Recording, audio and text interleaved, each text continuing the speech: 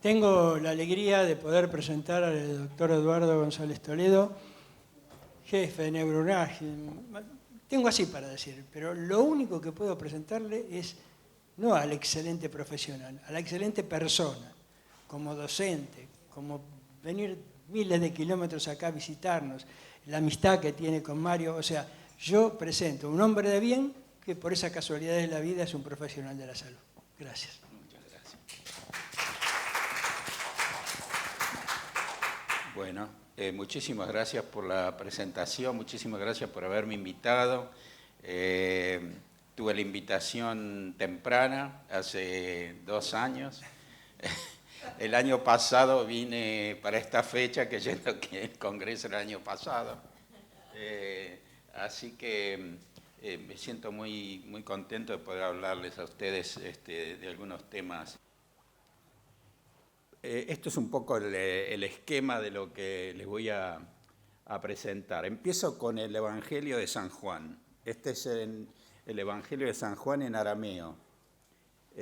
Acá dice Juan y el capítulo 1, y lo único que les quiero mostrar son 2 palabras.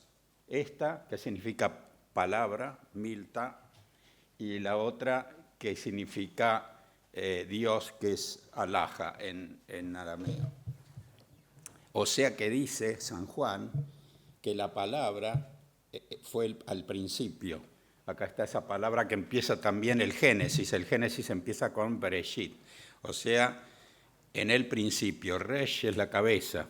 Bereshit es en la cabeza de todo. Al principio existía la palabra. Y que la palabra era Dios, o sea, la importancia de la palabra y la importancia de la comunicación.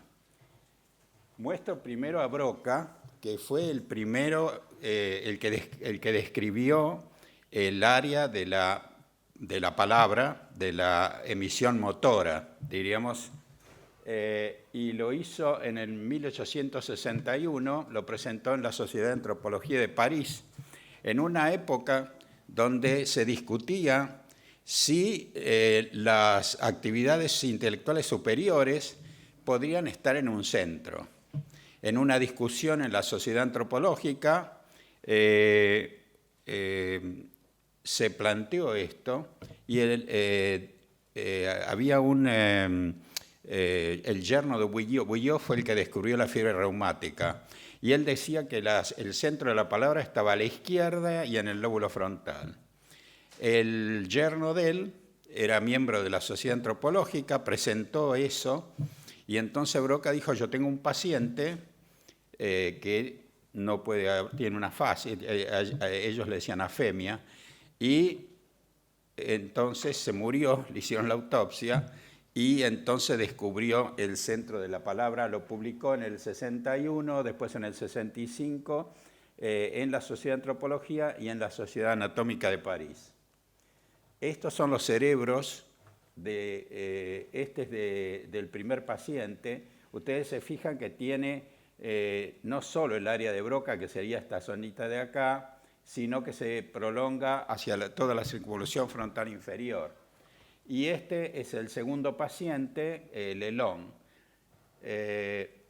Ahora se sabe que en realidad el área de Broca es un área que interconecta la zona que produce el movimiento de la boca, conecta con el área auditiva acá y conecta con la porción prefrontal. O sea que es un área compleja de asociación múltiple. En los niños, el área esta está conectada por un fascículo extra. Y esto es en el adulto. Este fascículo es el fascículo que se llama el fascículo arcuato, del fascículo longitudinal superior. Posteriormente, Wernicke describe la fascia sensorial y ahí ustedes ven donde él muestra la zona que está conectada con el área de Broca. Él lo descubrió en la portera de la casa.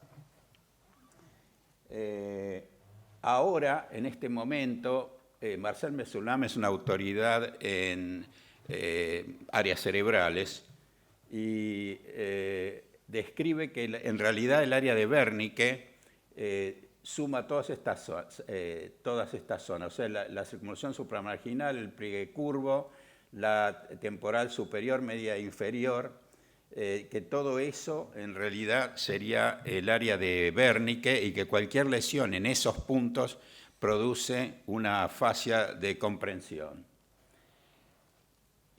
Ustedes saben que el cerebro es asimétrico. Muchas veces yo veo que describen como una normalidad que en la tomografía computada tiene un ventrículo más grande que el otro. Bueno, eso es normal. Lo que es anormal, o lo que se puede presumir que hay una alteración cuando los ventrículos son normales, son simétricos. Se ve mucho la simetría ventricular en la esquizofrenia, por ejemplo. En estas diferencias, este es un paciente que es diestro, o sea que el hemisferio cerebral dominante es el hemisferio cerebral izquierdo. Acá están los centros del lenguaje, por lo tanto, la cisura central o cisura de Rolando está desplazada y ustedes ven que este surco es recto en el lado dominante. O sea, ustedes viendo el cerebro, esto es una resonancia magnética, hay programas que reconstruyen el cerebro, o sea que esta es una reconstrucción de un paciente. Y además el software les permite pintar, le pinta el software en diferentes colores los diferentes circunvoluciones. Y como ven acá, por ejemplo, circunvolución frontal superior, media inferior, la circunvolución frontal ascendente, la parietal ascendente, el parietal superior, el inferior diferencia la supramarginal del pliegue curvo, ¿no? Así que esto es una cosa que nosotros usamos permanentemente. Además le da los volúmenes y la superficie de cada parte del cerebro y además de los ganglios basales, o sea, da el tálamo, da el putamen, el pálido, el hipocampo y después toda la corteza. Entonces ustedes ven acá, este es un paciente y estos son otros dos pacientes, ustedes ven siempre la zona esta más recta en el lado dominante. El planum temporale también fue descrito como diferencia entre el lado derecho e izquierdo. El planum temporale del lado dominante es más grande que del lado dominante. El planum temporale está por detrás de la circunvolución auditiva, de la circunvolución de Herschel, que tiene dos partes. Nosotros lo que hicimos, ustedes saben que a veces para la operación de epilepsia le hacen lo que se llama el test de WADA. Le canalizan la carótida y le inyectan pentobarbital. Lo hacen contar al paciente y si es el lado dominante, cuando le inyectan el pentobarbital, el paciente deja de contar. Lo que nosotros hicimos fue con resonancia magnética funcional, ver la conexión, no se puede medir la conexión que hay entre dos áreas. Cuando la conexión era mayor entre la circunvolución de Broca y el área motora, entonces esa es la zona del hemisferio dominante. O sea que, por ejemplo, este paciente diestro, la conexión de la Broca izquierda con la motora izquierda es más grande que la otra. Y ustedes así lo ven. En paciente zurdo, ustedes ven que es al revés, la zona que tiene mayor conexión. Se usó mucho la conexión de Broca con Wernicke, pero ustedes ven que nos dan varios resultados anormales, digamos que no son correctos. O sea que cuando se quiere hacer una operación de epilepsia y resecar un área cerca de Broca o de Wernicke, o si hay un tumor que está cerca del área de Broca, entonces nosotros le hacemos esta prueba, que es tener al paciente nada más que 8 minutos, adquirir una secuencia y se pueden hacer estas mediciones. Esto es una reconstrucción con resonancia magnética de los haces del cerebro. Acá tienen la conexión entre los centros auditivos y entre Broca y Wernicke, ¿no? Hay dos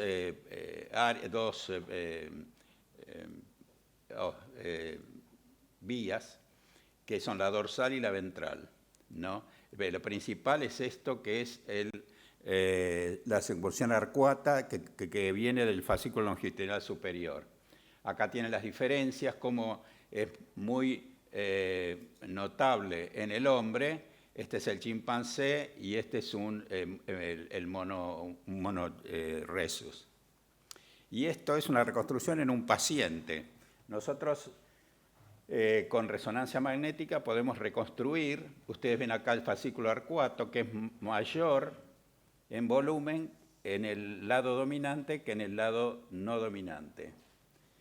Y nosotros podemos reconstruir y podemos medir las fibras, con lo cual podemos saber alteraciones, por ejemplo, según el fascículo que sea. Por ejemplo, en la circunvolución del cíngulo tienen alteraciones de conducta y de presión, por ejemplo, en la lesión del cíngulo. Después tienen todas las lesiones relacionadas con el fascículo uncinado.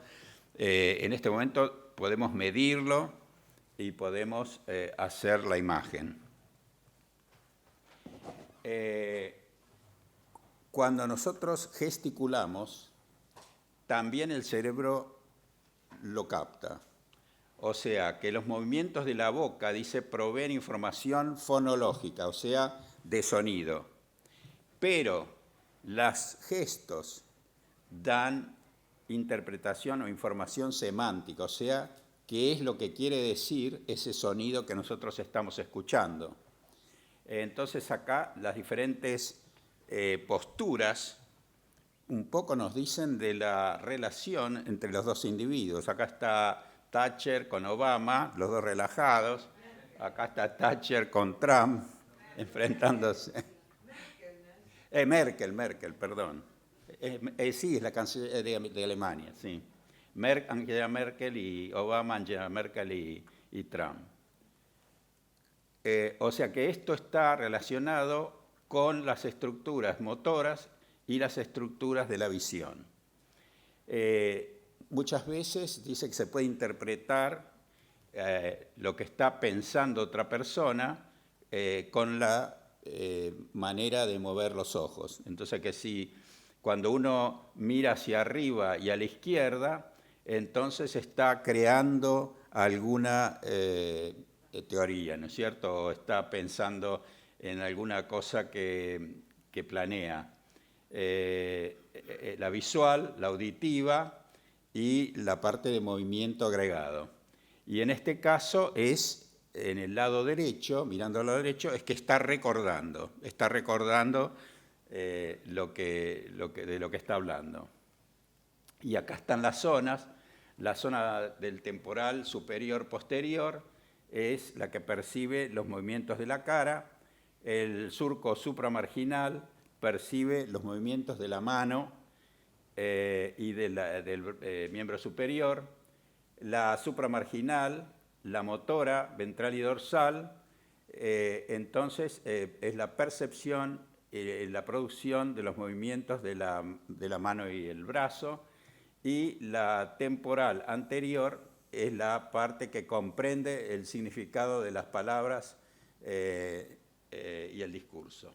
Acá tienen más gestos. Cuando los gestos acompañan a la palabra, el sistema motor está trabajando en conjunto con la comprensión del lenguaje para determinar el significado de los gestos. Nosotros, la actividad cerebral se puede manifestar por ondas electromagnéticas, del cual podemos tomar el electroencefalograma o la magnetoencefalografía, pero también nosotros podemos medir cómo el cerebro recibe el oxígeno. El cerebro recibe el oxígeno en forma de ondas, y esa frecuencia de esas ondas es distinta de acuerdo a la función. Lo mismo pasa con las ondas eléctricas del cerebro. tienen diferente frecuencia de acuerdo a la zona de donde son producidas. Acá tienen, por ejemplo, cómo es la correlación en un paciente normal de la relación de recepción de oxígeno entre el cíngulo anterior y el posterior. En un paciente, por ejemplo, psiquiátrico, generalmente se ve desconexión del cíngulo anterior con el cíngulo posterior. En los casos de depresión también se suele ver. Entonces, acá no están en fase, digamos, no tienen las mismas, no se superponen, sino que están fuera de fase. Esto es una resonancia magnética que se llama en reposo, en la cual el paciente, como les dije, está 8 minutos, se adquiere una secuencia y se pueden analizar cualquier red. Lo que se hace, se pone lo que se llama una semilla, aquí, un programa estadístico le da a dónde llegan las ondas que tienen la misma frecuencia que esta. Y entonces ustedes ven toda la conexión de la red. Esto es lo que le llaman la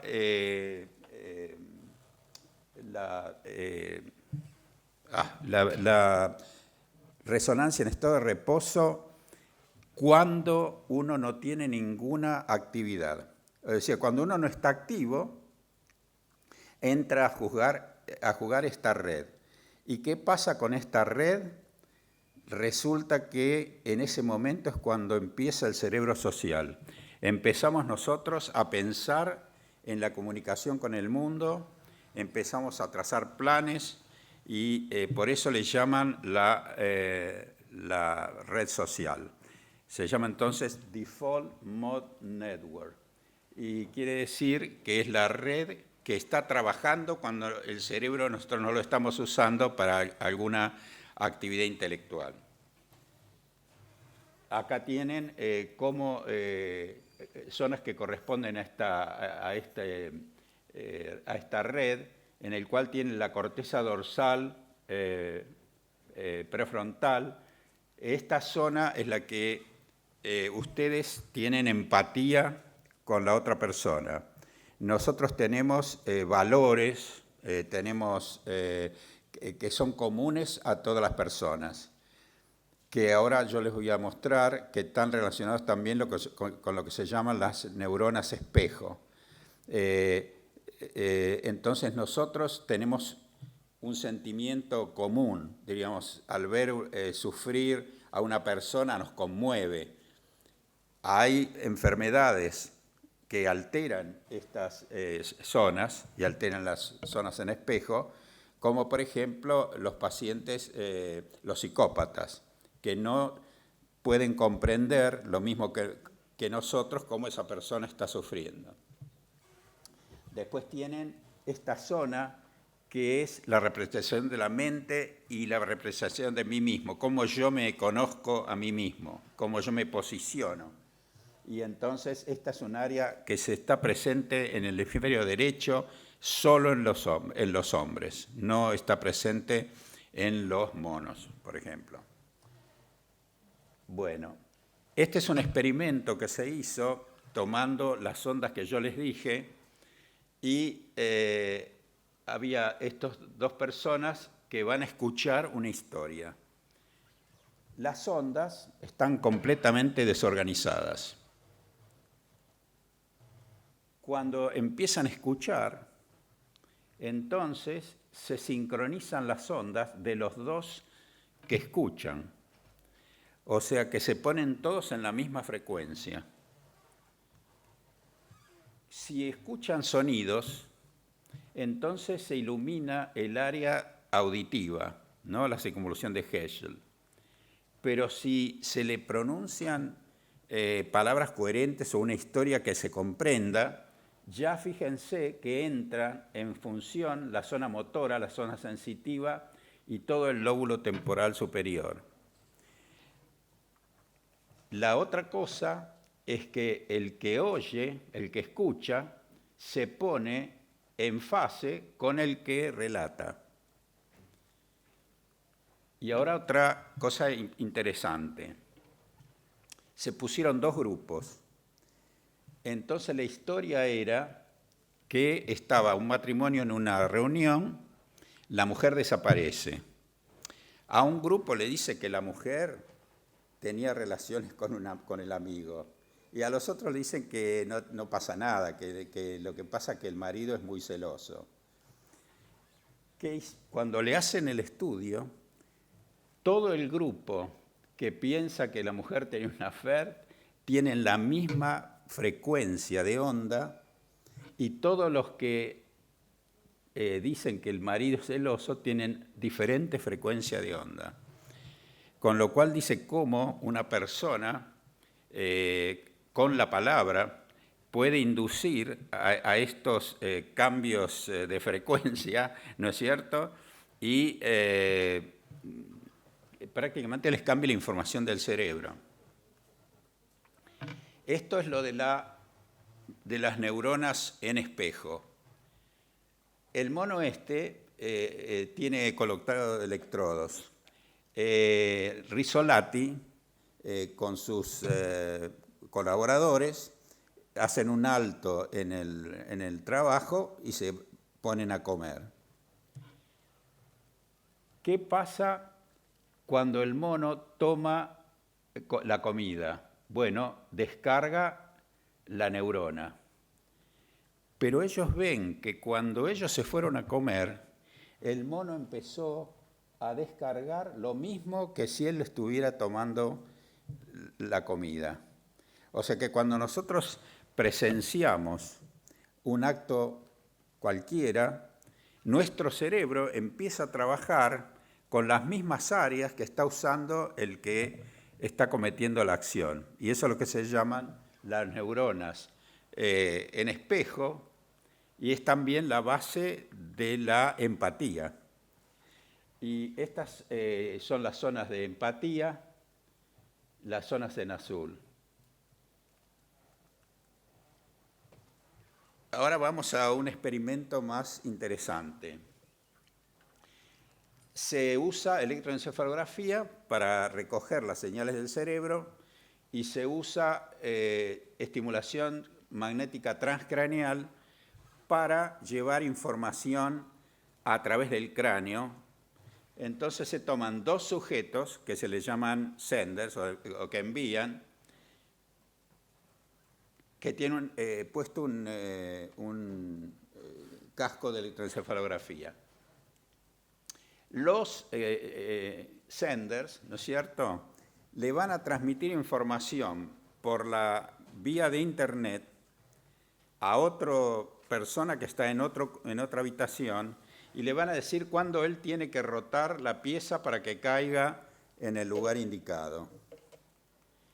Entonces, los dos que transmiten le envían su información a través del electroencefalograma. El electroencefalograma llega a la otra computadora, la computadora le envía por internet una señal a la estimulación transmagnética, y el paciente, el recibidor, le llega un haz de luz al occipital. Él siente un destello cuando tiene que mover la pieza, y mueve la pieza. Entonces, o sea que no hay ningún electrodo en el cerebro ni nada, sino que tiene nada más que un gorro con un equipo de electroencefalograma. Y se toman esas ondas, se envían por internet, la onda hace que se descargue la estimulación transmagnética. Y llegamos entonces a la acción de Nicolelis. Nicolelis tiene un laboratorio, es brasilero, y tiene un laboratorio en Duke University. Él presentó este proyecto que dice que todo el mundo se reía y le dijeron que estaba completamente loco, porque él decía que con las ondas del cerebro se podía mover una palanca, pensando que iba a mover la palanca. Entonces, ¿qué hizo? Él toma un mono, le pone los electrodos, y el mono tiene que pensar en mover una mano que está en una pantalla y tocar un objeto. cuando el mono no solo mueve el brazo en la pantalla, sino que siente cómo está formado el objeto. O sea que tiene que reconocer una pelotita especial que tiene características especiales. O sea que si él no toca esa pelotita, no cae el alimento. O sea, si él toca la pelotita acertada, le cae el alimento. Entonces, fíjense, el mono acierta siempre, ¿ven? Está transmitiendo su acción a través del electroencefalograma.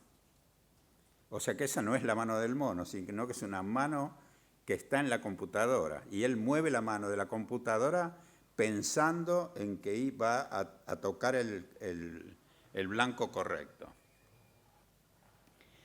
Con eso llegaron a hacer lo que se llama un exoesqueleto. Entonces, el individuo que está parapléjico piensa que va a hacer la acción y entonces se mueven las piernas. Y esta es la culminación en el cual el puntapié inicial del Campeonato Mundial de Fútbol que se hizo en Río de Janeiro.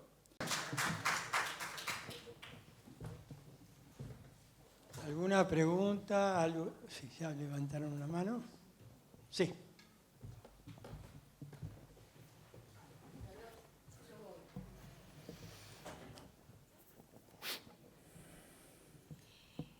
Doctor, más que agradecida por tanta información. Yo soy periodista científica y en este momento hubiese querido ser una neuróloga para comprenderlo más. Pero yo quiero comentarle, a ver, por ejemplo, a ver si yo entendí bien. Se dice que hay existen diferentes partes del cerebro, y se vio con los monos, de que estimulándolo el mono actúa. Yo sé que actualmente se está desde un hospital público operando el movimiento de Parkinson, no a todos, el movimiento le paran, ¿no es cierto?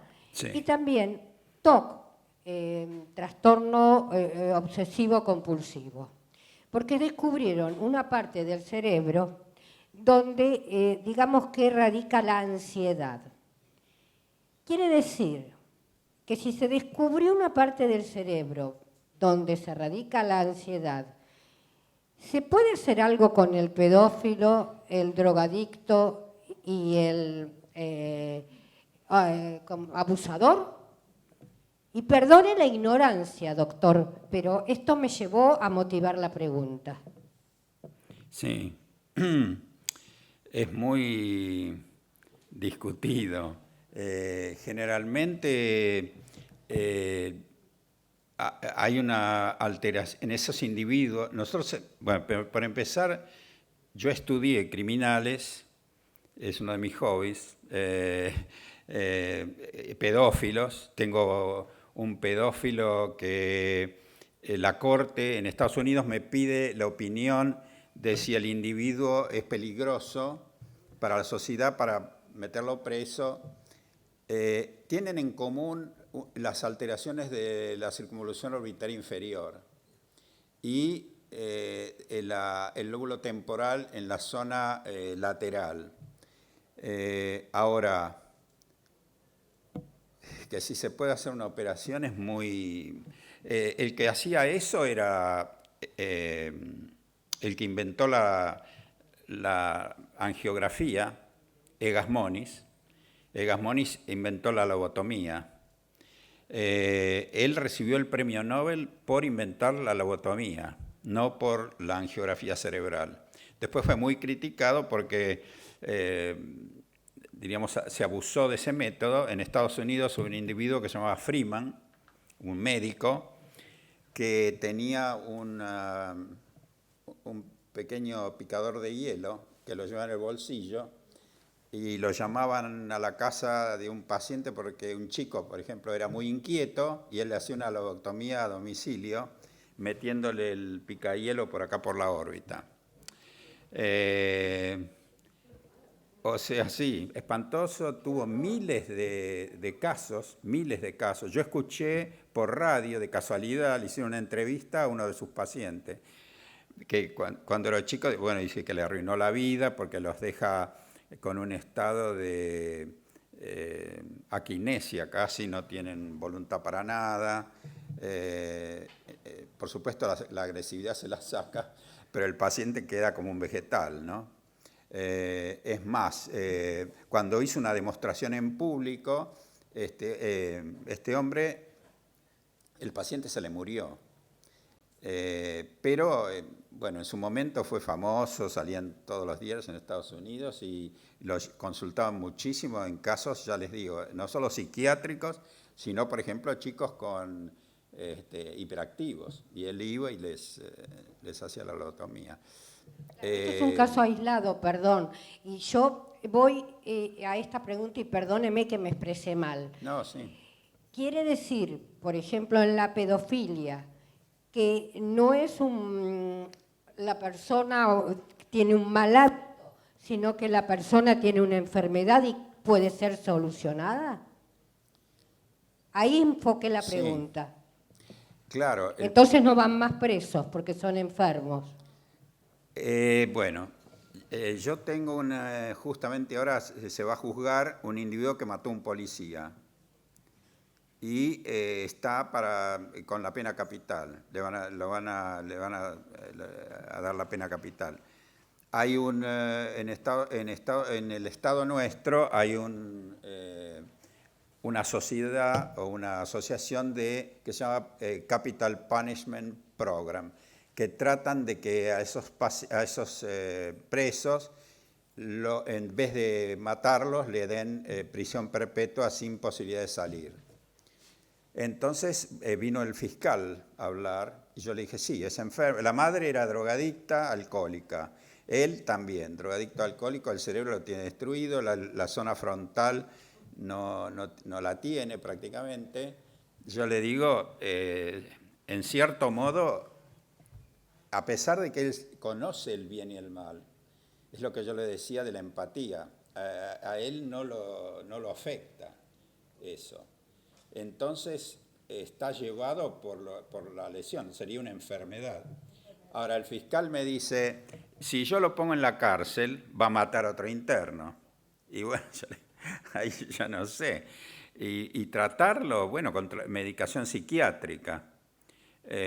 Acá hay un caso de un chico que mató 3 personas con un matafuego. Nosotros le hicimos, yo estaba acá todavía con una resonancia magnética, la primera resonancia magnética, y uno de mis discípulos se convirtió de imagenólogo en psiquiatra y estaba con Castex y les tocó este caso. Entonces le hicimos la resonancia y tenía una lesión en el lóbulo frontal basal. Le hicieron anticuerpos y resulta que él había tenido, cuando era chico, una encefalitis por herpes virus. Y la jueza le conmutó la pena y lo mandó al neuropsiquiátrico.